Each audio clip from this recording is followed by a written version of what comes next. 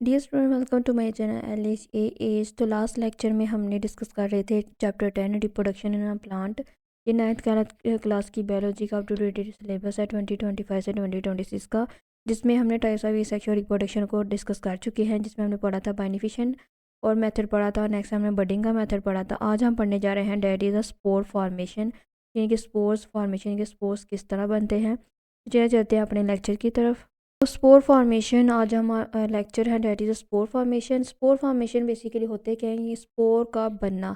अब स्पोर्स क्या है, बेसिकली स्पोर है थिक वाल रिप्रोडक्टिव सेल्स होते हैं। क्या होते हैं स्पोर? स्पोर्स बेसिकली होते हैं थिक वाल रिप्रोडक्टिव सेल्स, यानी कि ऐसे सेल्स जो जो कि रिप्रोड्यूस भी कर सकें। और इनके इर्द गिर्द क्या होती है, एक प्रोटेक्टिव वाल भी होती है। यानी कौन सी वाल? थिक वाल की प्रोटेक्टिव वाल होते हैं, हम उसे स्पोर्स कहते हैं। यानी कि एक सेल है, फॉर एग्जाम्पल ये सेल है, इस सेल ने क्या करना है, जर्मिनेट करना है, लेकिन इसको क्या है, सूटेबल टेम्परेचर नहीं मिल रहा। तो इस टाइम पे ये क्या करेंगे, स्पोर इसके इर्द गिर्द एक प्रोटेक्टिव कवरिंग वॉल बना लेंगे। ठीक है, जिसकी वजह से ये क्या होगा, ये इसके प्रोटेक्शन मिलेगी। और जैसे ही इसको सूटेबल टेम्परेचर मिलेगा, ये प्रोटेक्टिव वॉल क्या होगी, बरस्ट होगी, रिलीज होगी, और ये जो सेल है ये बाहर आएगा और एक न्यू सेल जर्मिनेट कर देगा। तो बेसिकली स्पोर्स की हमें ज़रूरत उस टाइम पड़ती है जब कंडीशन क्या हो, अनफेवरेबल हो। तो ये क्या है, spores are thick asexual reproductive cell. Spores क्या है, thick asexual reproductive cell है, हम उसे स्पोर्स कहेंगे। और स्पोर प्रोड्यूस कहाँ होते हैं, व्हेन कंडीशन आर अनफेवरेबल, यानी कि जब कंडीशन अनफेवरेबल हो, टेम्परेचर अच्छा ना मिल रहा हो, बाहर ज़्यादा गर्मी हो या ज़्यादा सर्दी हो, तो उस टाइम पे ये बेसिकली काम आते हैं, स्पोर फॉर्मेशन के थ्रू पे काम आते हैं। ओके, स्पोर फॉर्मेशन में बेसिकली जो आपकी बुक पे दिया गया, हम 2 लिविंग ऑर्गेनिज्म के थ्रू देखेंगे। ये बेसिकली 2 लिविंग ऑर्गेनिज्म के थ्रू स्पोर्स बनेंगे, यानी कि स्पोर्स की फॉर्मेशन होगी। The first one is spore formation rhizopus and second is spore formation bacteria.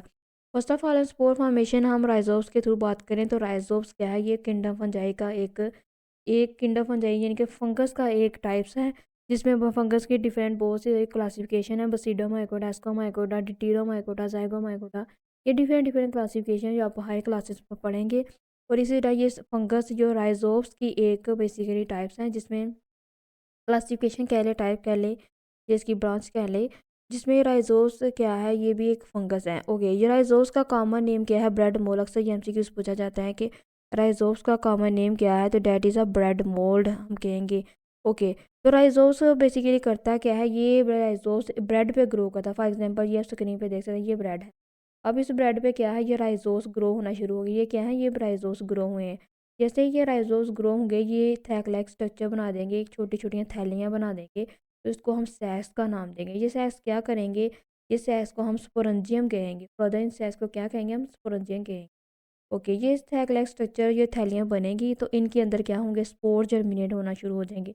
इनके छोटे छोटे स्पोर्स बनना शुरू हो जाएंगे। ये स्पोर्स क्या करेंगे, अब इस स्पोर्स को इन्वायरमेंटल टेम्परेचर नहीं मिल रहा, एक अच्छा इन्वायरमेंटल यानी कि सूटेबल टेम्परेचर नहीं मिल रहा, तो ये क्या करेंगे, ये सेल्स क्या करेंगे, अपने इस स्पोर्स के अंदर ही खुद को क्या महफूज कर लेंगे, और इनके इर्द गिर्द एक थिक वॉल प्रोटेक्टिव सेल बना लेंगे, जिसको हमने नाम दिया डैट इज़ अ सीस्ट। क्या नाम दिया, डैट इज़ अ सीस्ट। यानी कि थिक हार्ड वार सेल्स बनेंगे, तो उसे हम का नाम देंगे। अब जैसे ही इन्वायरमेंटल सूटेबल टेम्परेचर मिलेगा, तो ये सेल क्या करेगा, ब्रस्ट करेगा। जैसे ही ब्रस्ट कर जाएगा ये सेल, तो क्या करेगा, इस ब्रस्ट करने से जो इसके अंदर स्पोर्स हैं वो हवा में रिलीज़ होंगे। जैसे ही हवा में रिलीज़ होंगे, वो एक न्यू ब्रेड पर गिरेंगे। उस न्यू ब्रेड पर गिरने से क्या होंगे, अगेन वो राइजोम्स बनाएंगे।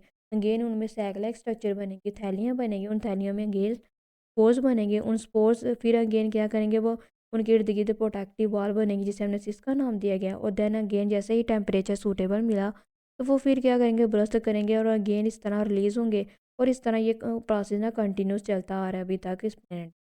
तो ये है बेसिकली स्पोर फॉर्मेशन और राइजोम्स। सबसे पहले हम स्पोरेंजिया के बारे में हम डिस्कस कर रहे थे। स्पोरेंजिया क्या है, तो स्पोरेंजिया बेसिकली क्या है, sporangia is a sac like structure that is a made of special cell, यानी कि एक सैक लाइक स्ट्रक्चर है जो कि खास किस्म के सेल से मिलकर बनी होती है।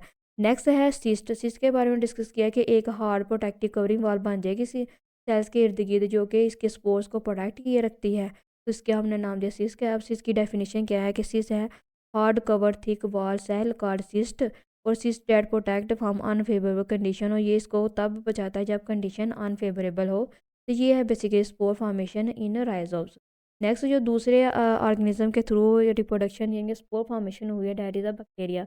हम बैक्टीरिया के बारे में बेनिफिशियल मेथड में डिटेल में पढ़ चुके हैं कि बेनिफिशियल मेथड में बैक्टीरिया होते हैं, लेकिन कुछ बैक्टीरिया ऐसे होते हैं जो बेनिफिशियल मेथड के थ्रू ग्रो नहीं कर पाते, तो उनको स्पोर की फॉर्मेशन की ज़रूरत पड़ती है। और वो कौन से बैक्टीरिया होते हैं इसको हम डिस्कस कर लेते हैं। बेसिकली कुछ बैक्टीरिया यानी कि डाई बैक्टीरिया होते हैं। फॉर एग्जाम्पल ये बैक्टीरिया है, ये डेड बैक्टीरिया है, लेकिन ये डेड बैक्टीरिया में सम टाइम क्या होता है, बैक्टीरिया में न्यूक्लियर मटेरियल प्रेजेंट होता है। अब ये न्यूक्लियर मटेरियल और आपको पता है कि सेक्स पिल फ्लैजेला, ये हम डिटेल में पढ़ चुके हैं।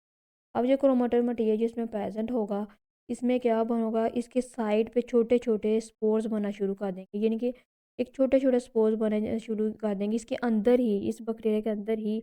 डैट इज़ हम उसे क्या नाम देंगे, बैक्टीरियल स्पोर्स का नाम देंगे। तो जैसे ये स्पोर्स बनना शुरू कर देंगे, लेकिन ये क्या होंगे, इन्वायरमेंट में रिलीज होंगे, क्योंकि जैसे इन्वायरमेंट रिलीज होंगे ये डाइड हो जाएंगे। तो इस वजह से क्या होंगे, ये बैक्टीरिया के अंदर ही प्रेजेंट।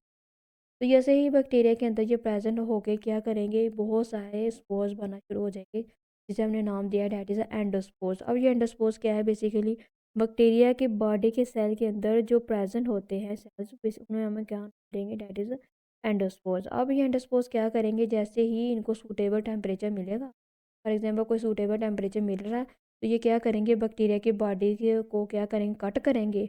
जैसे ही उसको कट करके तो ये स्पोर्स क्या करेंगे, ये बाहर को रिलीज़ हो जाएंगे। जैसे ये बाहर को रिलीज़ होंगे, तो वहाँ से ये न्यू सेल, ये न्यू स्पोर्स है, जर्मिनेट होना शुरू हो जाएंगे, और जर्मिनेशन ऑफ एंडोस्पोर्स बनाएंगे, और सेम एज इट ये नया बैक्टीरिया बना। और बेसिकली इन स्पोर्स में कौन से बैक्टीरिया होंगे, बैक्टीरिया बैसिलस। ये आपकी बुक पे नहीं दिया गया, ये मैंने 10th क्लास की बायोलॉजी की बुक पे डिटेल में बताया गया। मैंने आपको एक्स्ट्रा इन्फॉर्मेशन है कि आपका नॉलेज और आपका कंसेप्ट क्लियर हो, तो इस वजह से सारी डिटेल बता दी गई है। इसी के लिए ये कौन से बैक्टीरिया है, बैक्टीरिया बैसिलस है, जो कि किसके थ्रू ग्रो करेंगे, ये बैक्टीरिया स्पोर फॉर्मेशन इन बैक्टीरिया के थ्रू ग्रो करेंगे। तो अभी तक हमने देखा कि स्पोर फॉर्मेशन इन बैक्टीरिया में क्या होंगे, एंडोस्पोर्स बनेंगे, और ये एंडोस्पोर्स क्या करेंगे, जैसे सूटेबल टेम्परेचर मिलेगा तो क्या करेंगे, बैक्टीरिया को कट करके बाहर निकलेंगे, जैसे बाहर निकल के एक न्यू स्पोर्स, एक न्यू बैक्टीरिया बना देंगे, और इस तरह जर्मिनेशन में एंडोस्पोर्स होंगे। ओके, तो ये थी एंडोस्पोर्स की डेफिनेशन। हम देख लेते हैं कि एंडोस्पोर्स क्या है।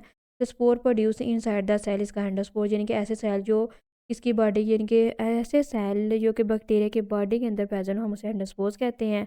और ये कंडीशन अनफेवरेबल हो, जैसे कंडीशन इसको अनफेवरेबल मिलेगा तो ये क्या करेंगे, ये ग्रो होना शुरू हो देंगे। तो ये था बेसिकली स्पोर फॉर्मेशन इन बैक्टीरिया। अब हम अपनी बुक से डिटेल में इसको डिस्कस कर लेते हैं। ओके, तो हम अपनी बुक को ओपन कर चुके हैं, जैसे कि स्क्रीन पे देख रहे हैं, ये 153 पेज नंबर है बुक का। तो स्पोर फॉर्मेशन के बारे में आज हमने पढ़ा है। तो स्पोर फॉर्मेशन क्या है, स्पोर और थिक वॉल्ड ए सेक्शुअल रिप्रोडक्टिव सेल है, यानी कि स्पोर क्या है, स्पोर ए सेक्शुअल रिप्रोडक्टिव के थिक वॉल सेल है, जिसे हमने क्या नाम दिया, हम इसे नाम दिया स्पोर्स का। ये बेसिकली डेफिनेशन है स्पोर्स की। Most fungi for example rhizopus, bread mould. और राइजोस का नाम हमने क्या दिया है, that is a bread mould produce spore in a sac like structure called sporangia and singular sporangium. ये है बेसिकली स्पोरेंजिया की डेफिनेशन। फर्स्ट है डेट इज स्पोर की डेफिनेशन, सेकंड है स्पोरेंजियम की डेफिनेशन। यहाँ से लेकर आप यहाँ तक कर सकते हैं इसकी डेफिनेशन। स्पोर और sac like structure called sporangia और सिंगुलर हम स्पोरेंजियम कहते हैं। नेक्स्ट है, ये इंपॉर्टेंट दोनों शॉर्ट क्वेश्चन है, मैं फिर से बता रही हूँ कि ये इंपॉर्टेंट स्पोर फॉर्मेशन के बारे में अक्सर आपसे पूछा जाता है कि स्पोर फॉर्मेशन क्या है, और लॉन्ग क्वेश्चन भी पूछ लेते हैं सम टाइम, और शॉर्ट क्वेश्चन भी पूछ लेते हैं। नेक्स्ट है, when spores are mature the sporangium burst and spore are release.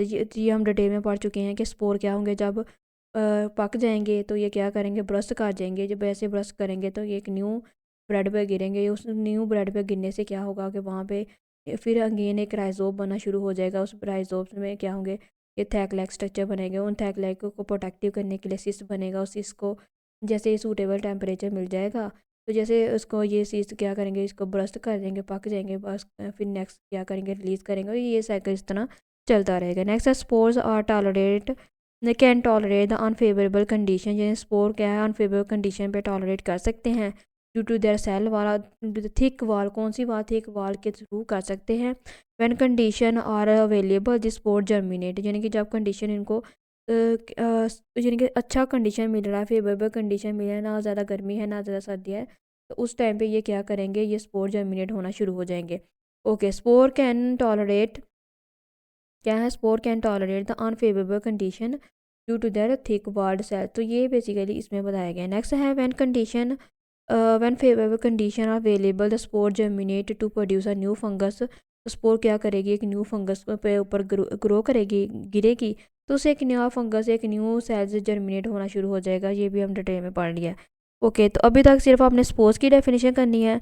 Next आपने स्पोरेंजा की डेफिनेशन करनी है। नेक्स्ट है spore, some bacteria reproduce by forming endospore.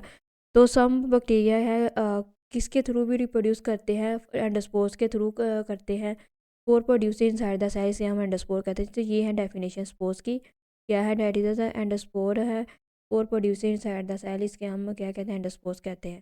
तो ये आपको इसको अंडरलाइन कर सकते हैं यहाँ से। नेक्स्ट है they form endospore in unfavourable condition, और ये एंडोस्पोर कब बनते हैं, un environmental condition, even if the original cell die the endospore survive. यानी कि अगर सम टाइम जो बैक्टीरिया, मैं फिर से बता रही हूँ, जो बैक्टीरिया वो डाई भी कर देता है, सम टाइम क्या करता है वो बैक्टीरिया डाई कर जाएगा, लेकिन उसके अंदर क्या होंगे, छोटे छोटे स्पोर्स, यानी कि छोटे छोटे बैक्टीरिया प्रेजेंट होंगे।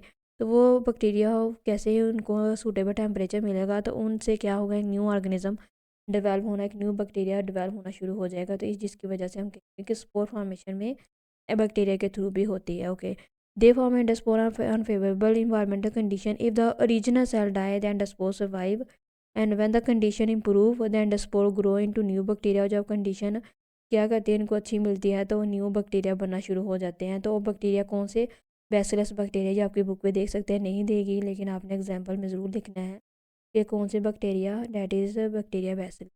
ओके, नेक्स्ट है जो कैनाइड फूड के बारे में डिस्कस कर रहे थे कि कैनाइड फूड क्या है। द इम्पॉर्टेंट स्टीलाइज कैनाइड फूड में contain the endospore of the bacteria. ये क्या है, इनके जो पैकेट में फूड मिलता है हमें बाज़ार से, तो उस टाइम सम टाइम क्या होता है कि वो बंद होता है, जैसे हम उसको ओपन करते हैं तो उसको खा लेते हैं, लेकिन सम टाइम क्या होता है कि हम जो कुछ फूड है वो हम उसको स्टोर करके रख लेते हैं, तो हम कहते हैं कि बाद में यूज़ कर लेंगे, लेकिन हम देखते हैं कि उसमें कुछ ही देर में वो फूड है ख़राब हो जाता है। तो बेसिकली वो बैक्टीरिया के थ्रू ख़राब हो जाता है, क्योंकि उसमें जो बैक्टीरिया डेड तो थे, लेकिन उन डेड बैक्टीरिया के अंदर भी जो सेल थे, यानी कि डेड बॉडी के अंदर भी कुछ ऐसे सेल थे बैक्टीरिया के, जो कि क्या थे, उनको सूटेबल टेम्परेचर नहीं मिल रहा था। लेकिन आपने क्या किया, आपने वो फूड खोल दिया, उसको इन्वायरमेंटल मिल गया, उसको एयर मिली, उसको अच्छी कंडीशन मिली, तो उसने क्या किया, उसने जर्मिनेट करना शुरू किया। तो इस वजह से क्या हुआ, हमारा फूड क्या है, ख़राब हो। दे इम्पोर्टेंट स्टीलाइज के नाइट फूड, जिनके जो स्टीलाइज फूड होता है जो हमारे पास आता है, उसमें बैक्टीरिया वगैरह को ख़त्म करके ही आता है। May contain the endospore of the bacteria, उनमें क्या बनना शुरू हो जाएंगे, एंडोस्पोर्स के थ्रू बैक्टीरिया जर्मिनेट होंगे। वैन एंडोस्पोर जर्मिनेट, जब वो एंडोस्पोर जब जर्मिनेट होते हैं, बनते हैं, पैदा होते हैं, न्यू बैक्टीरिया में एक टॉक्सिक, जो न्यू बैक्टीरिया है वो टॉक्सिक हो जाते हैं, यानी ख़तरनाक हो जाते हैं। इसी वजह से कहा गया कि हमें ज़्यादा से ज़्यादा जो बाज़ार से जब भी हम फूड लेकर आते हैं, हमें उसे फ्रेश ही खा लेना चाहिए, उसे फ्रीज़र वगैरह में नहीं। तो ये था आज का lecture, that is spore formation के बारे में, जिसमें हमने 2 टाइप्स पढ़ी, spore formation bacteria and spore formation rhizopus. और राइजोप्स का मैं लिंक दे दूँगी कि राइजोप बेसिकली किस तरह जर्मिनेट करते हैं। अल्लाह हाफ़िज़।